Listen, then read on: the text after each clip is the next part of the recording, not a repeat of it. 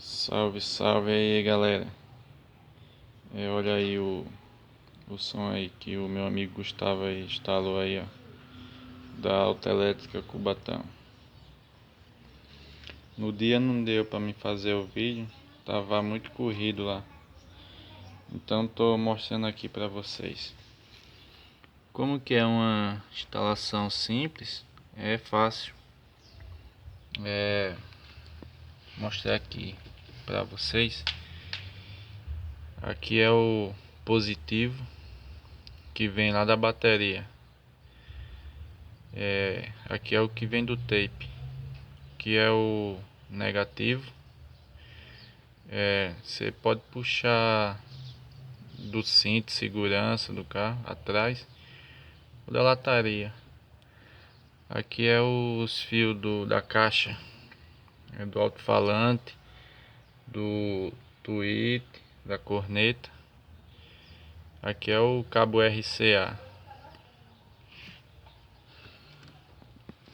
E essa caixa aí foi o meu irmão que me deu. Aí eu levei lá pro Gustavo instalar. Aí comprei a potência lá nele mesmo. E vamos ver ela tocando aí.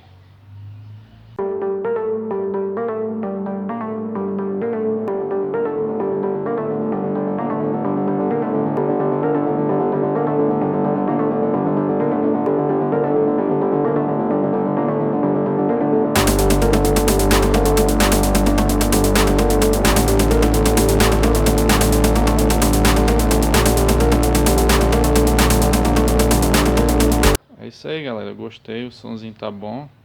Caixinha pequena, você pode tirar quando for usar porta-mala do carro, fazer compra.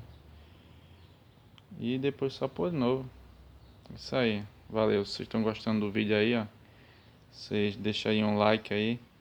E não se esqueça de se inscrever no canal. Comentem aí nos comentários aí o que é que vocês estão achando aí. Beleza? Valeu.